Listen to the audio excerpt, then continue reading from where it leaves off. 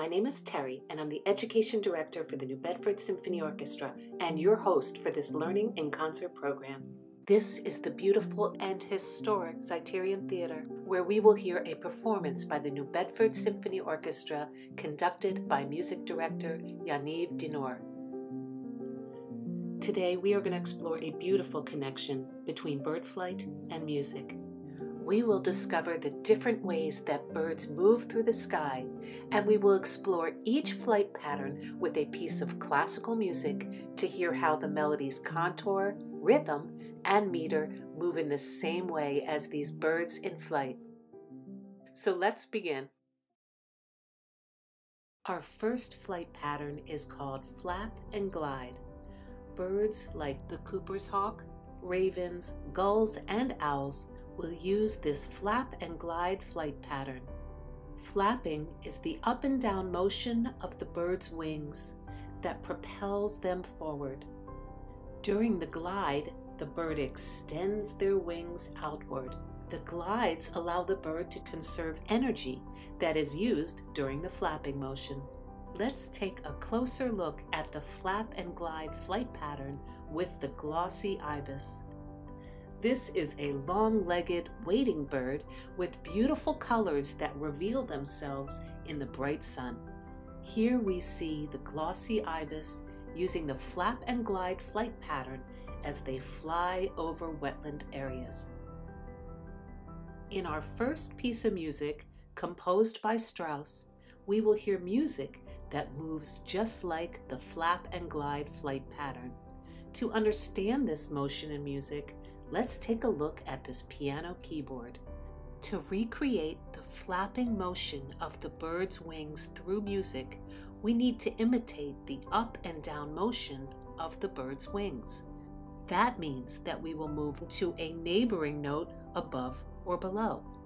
For example, if we start on the note E and move up to the neighboring note, we land on F. It sounds like this. If we repeat this motion between the two neighboring notes, we will hear a musical representation of the up and down flapping motion of the bird's wings. Let's listen to the back and forth motion of the neighboring notes with the glossy ibis flapping along.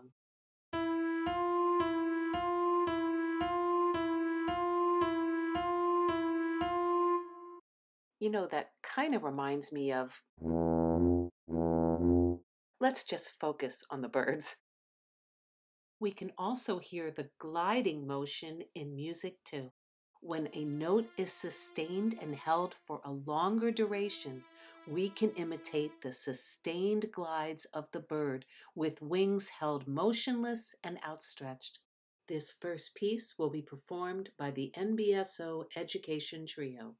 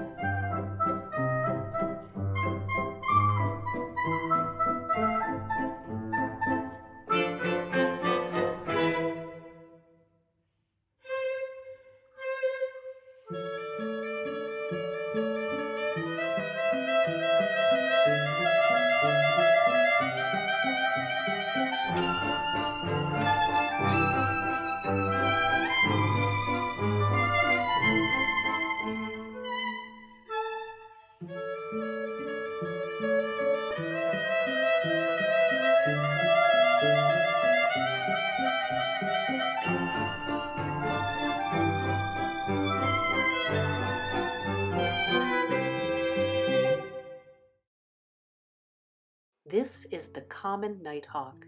Yes, it has common in its name, yet it is anything but common when watching it fly through the sky.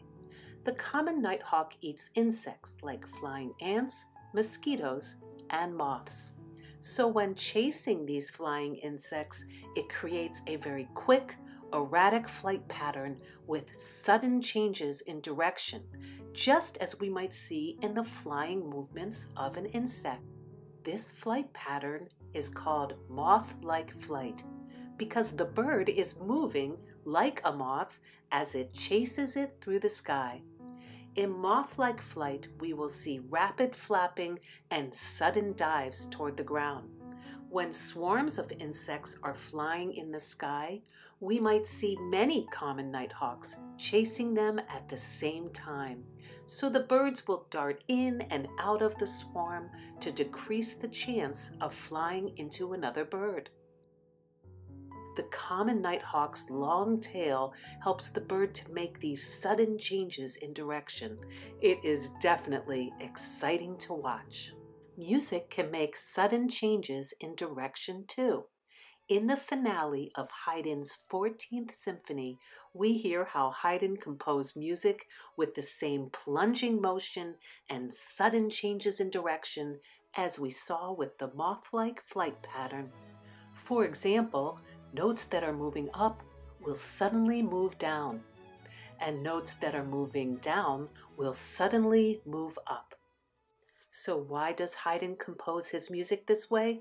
Well, I don't think he was hoping to chase and eat some moths. Rather, the fast motion and sudden changes in direction add excitement and an element of surprise to his music. Let's take a closer look at a section from this symphony. Okay, there's a moth. Why is that here? Okay, where did it go? I'm so sorry, Haydn. In this excerpt, we will hear quick bursts of musical notes that change direction very quickly. We will hear two melodic lines, one shown in yellow and one shown in red, taking turns moving up and down with sudden bursts of activity. Let's listen to these two melodic lines.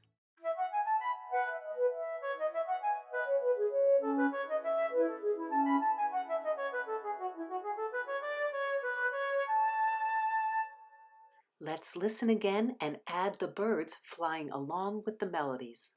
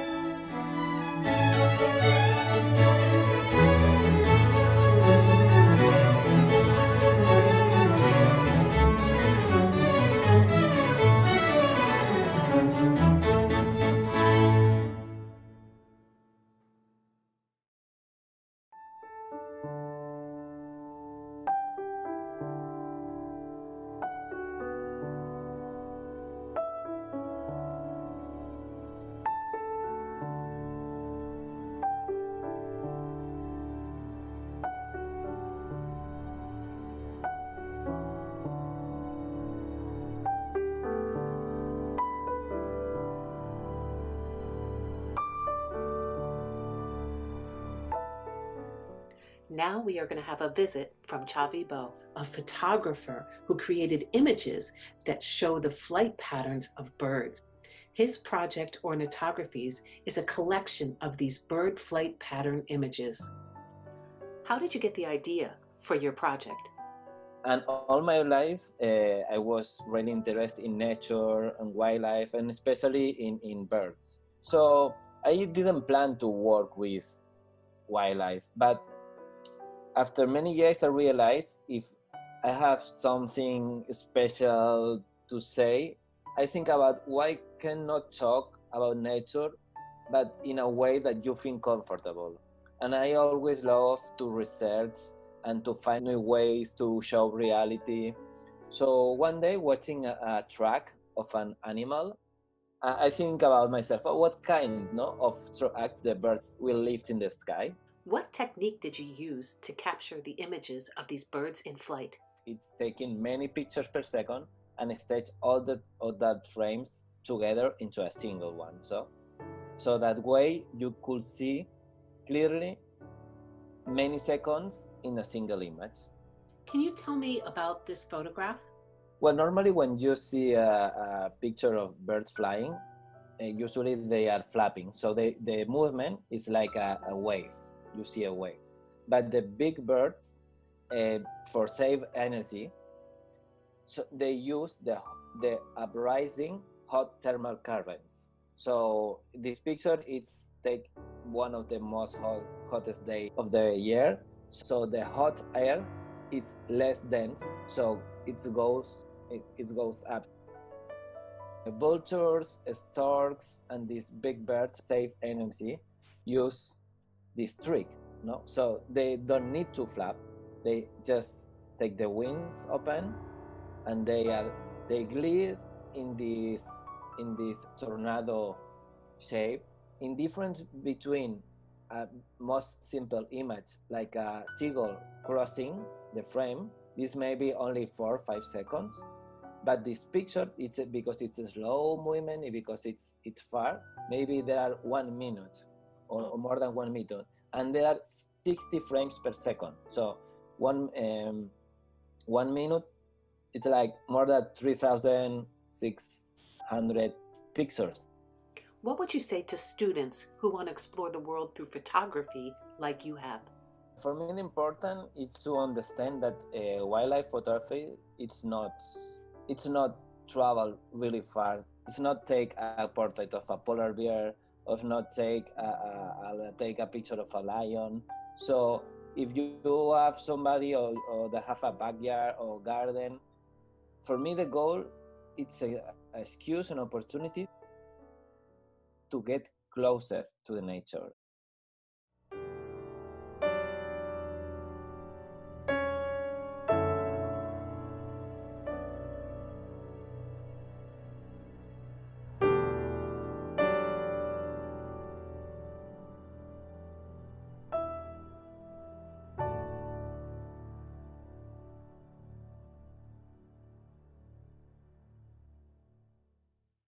In our interview with Chavi, he talked about the ways that birds can soar on the rising thermal currents.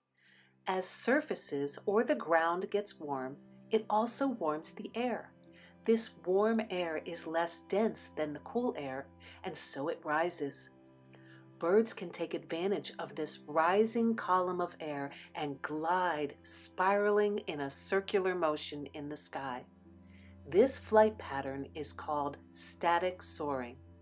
The bird's wings are extended to capture the rising air current, and very little to no flapping is needed.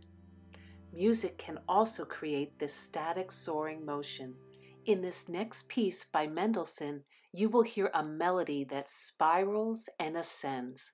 The spiral motion comes from the beats or pulse of the music, forming groupings of 3. 1, 2, 3, 1, 2, 3, 1, 2, 3, 1, 2, 3. This is called triple meter.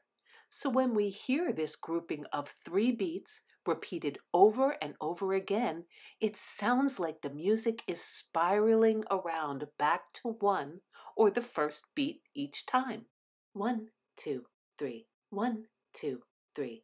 If we combine the triple meter with notes that move higher and higher, we can recreate this static soaring flight pattern through music.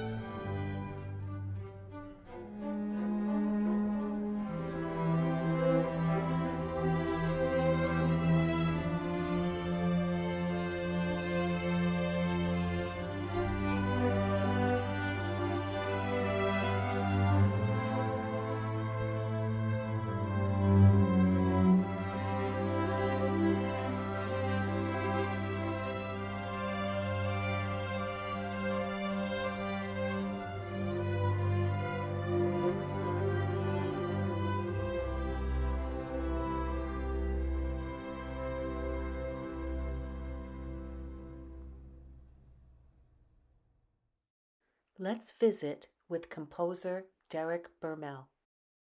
When starlings are settling down for the night, they do this beautiful dance in the sky.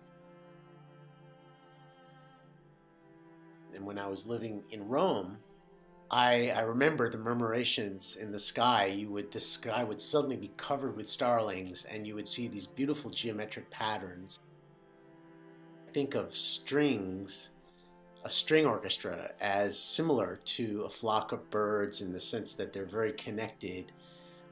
They rely on each other for tuning and to group and stay together and move together, and so they're very attuned to each other. And that was really my starting point for writing murmurations. The birds can sense up to 7 birds away from them what that bird is doing movement-wise. So that means that there's this constant group sensibility about everything that's done in a murmuration. What the strings do is they're constantly in motion, the way birds are constantly in motion. You know, the wings are in motion. And so in this movement, which is very active, it's you know, they're playing continuous 16th notes. But then at times it doubles all of a sudden, so you get this effect of a flutter. You'll see a murmuration, and everyone will be together, and then you'll see a couple of birds fly outside of it and do something, and then they go right back into it and they join the flock. There's a kind of a violin duo that occurs, 2 solo violins up top, and they soar above these fluttering strings, the rest of the string section.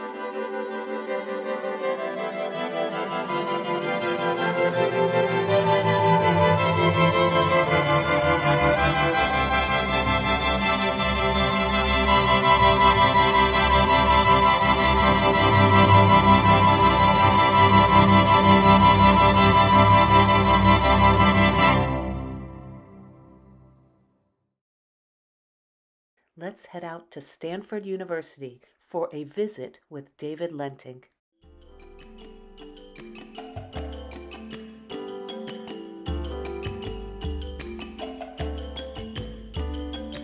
Birds are masters of maneuverability in ways that we are only beginning to understand. Birds can dramatically change the shape of their wing almost instantly and respond in that way very quickly to flying in turbulence, avoiding obstacles, and also flying very effectively over long distances. Here we are in front of a brand new bird wind tunnel. It's a wind tunnel in which we can study how birds fly up close so that we can learn the magic of flight and translate that into better flying robots.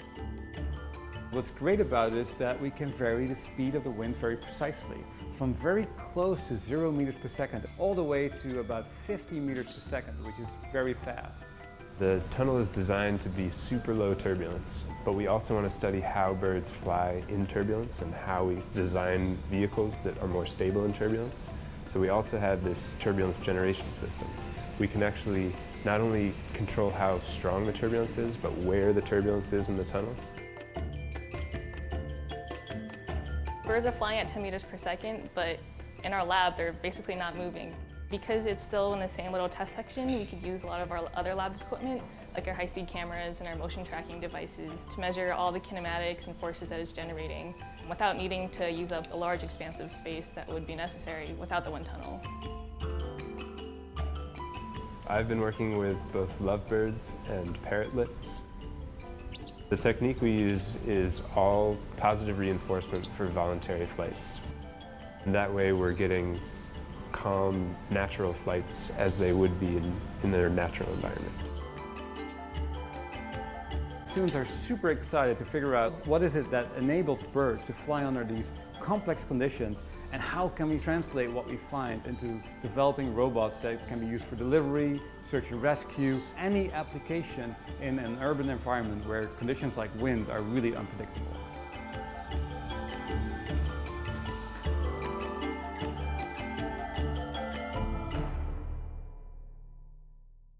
The next piece we are going to hear is called The Lark Ascending. It was composed in 1914 by English composer Ralph Vaughan Williams. He was inspired to write this music by a poem of the same name written by George Meredith 33 years earlier in 1881. Travis is going to perform on the violin. His violin represents the lark flying in the sky. So what can we expect from this music? Well, let's consider the title, The Lark Ascending. Ascend means to rise or move up. Vaughan Williams' music imitates the lark's ascent by creating a large range that travels from low notes to very high notes. Let's take a look at this range board. The bottom notes start in range 4. That's like right in the middle range of the piano keyboard. The top notes are in range 7. Those notes are at the very top of the piano keyboard. Let's listen to all these notes ascending on the range board.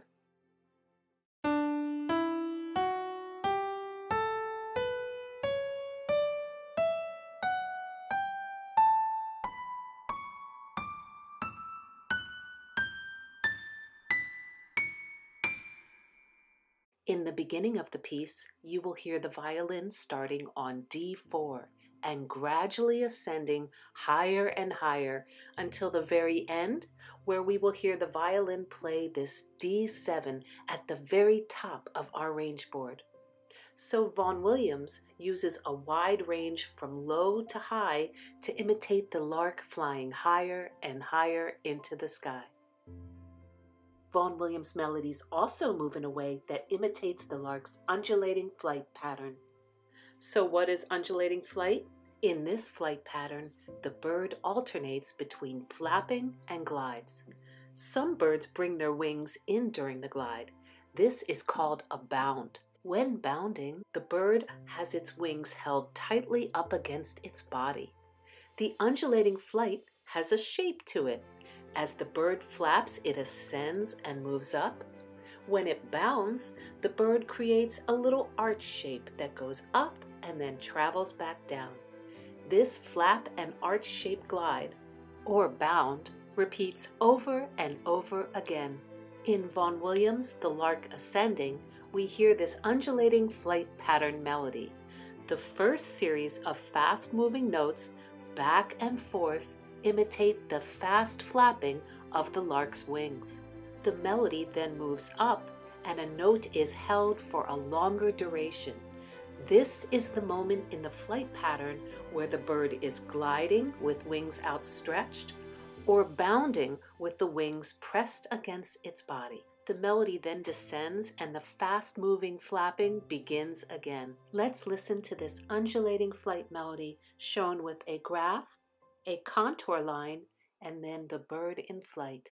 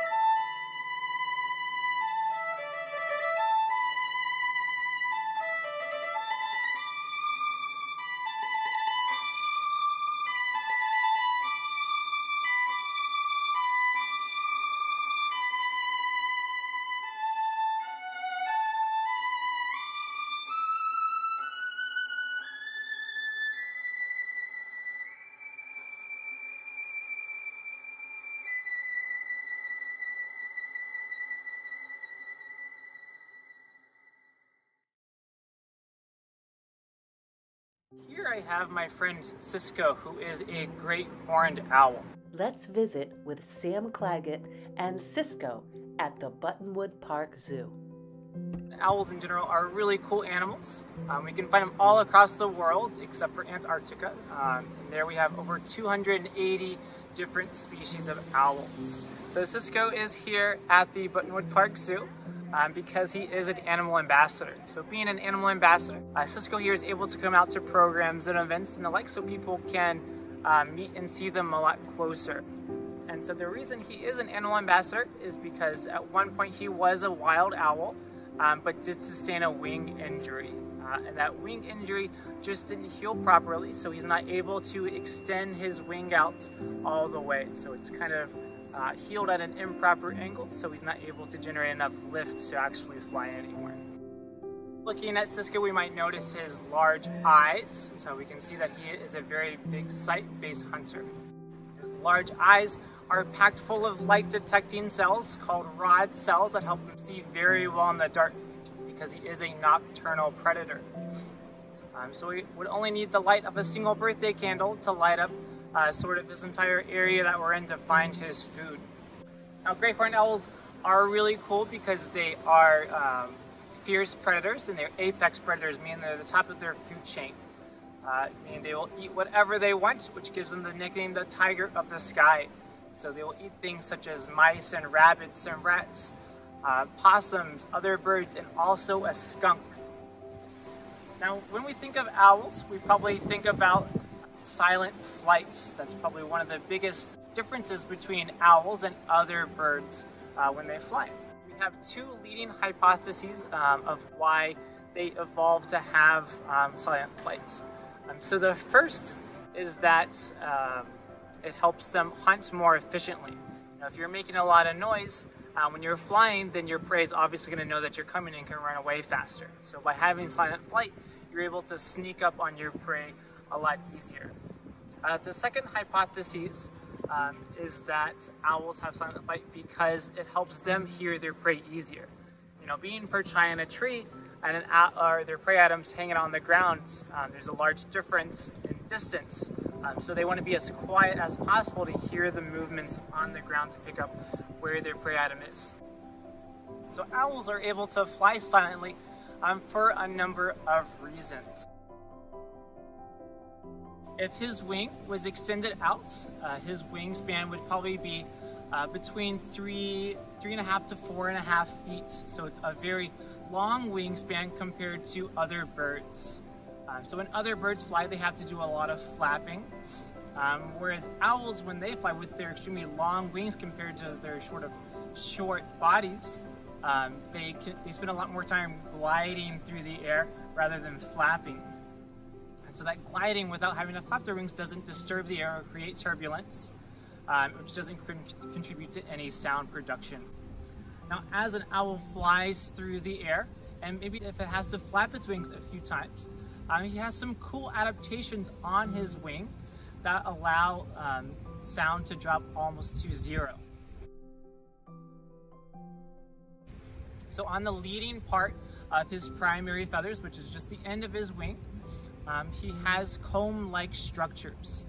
And those comb-like structures, think of it like a finger, like if you think of like a finger or a comb. As the air passes through those comb-like structures, it breaks up the turbulence or that disturbance in the air as he's flapping his wings. So the breaking of that turbulence helps break up the noise.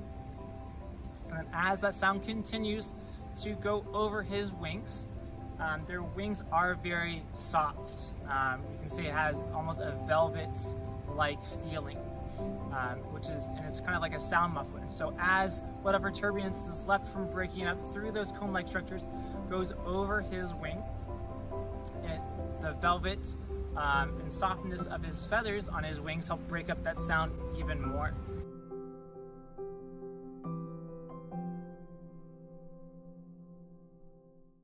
The Nightingale Concerto Introduction with composer Jamie Allen. I knew I wanted to write a concerto for recorder. Since the pandemic, I've been writing some recorder pieces, and this idea came to me. And I often get inspiration from poetry.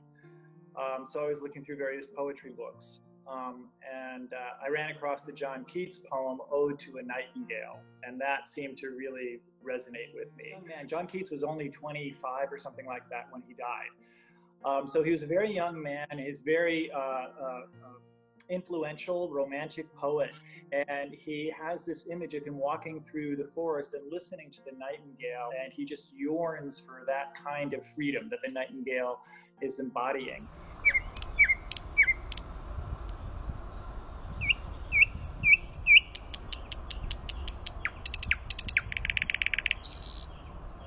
I started writing music that was taking images and ideas from each of the stanzas, and that ended up being the different movements. So I was thinking about the New Bedford Symphony, and I was thinking about what was possible to do during the pandemic. And so I thought, oh, in terms of balance, a recorder with a small number of strings and one percussionist, that seemed to be like a great solution to me. And I felt that there wasn't enough recorder repertoire out there. Basically, solo recorder players, if they're playing with an orchestra, it's 99% of the time it's Vivaldi. And so, their composers like myself are trying to build the repertoire, so there's more to choose from. And so this is an answer to that. The interesting contrast between the recorder sound and what's possible with the percussion, I thought would add a lot of color. And you can get so many different colors with so many different percussion instruments. So I think it helped bring the whole concerto together, make it feel like one piece, but with all these different colors and images.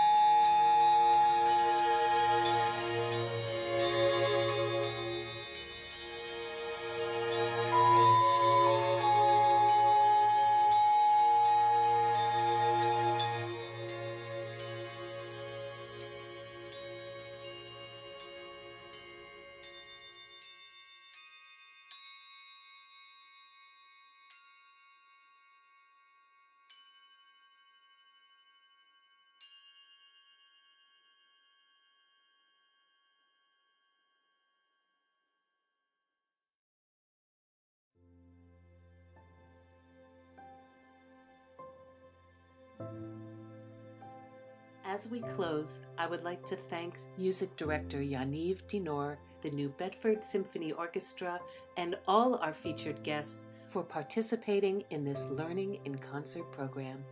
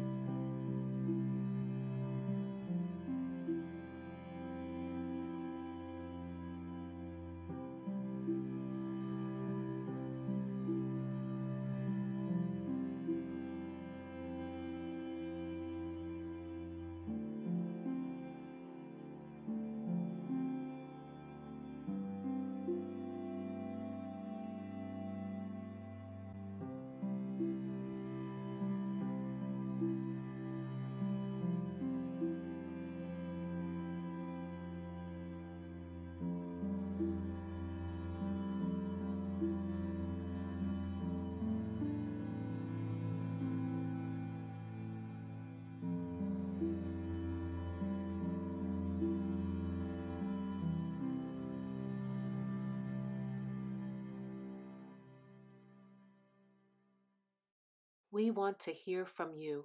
Share your comments or visit our website to learn more about us.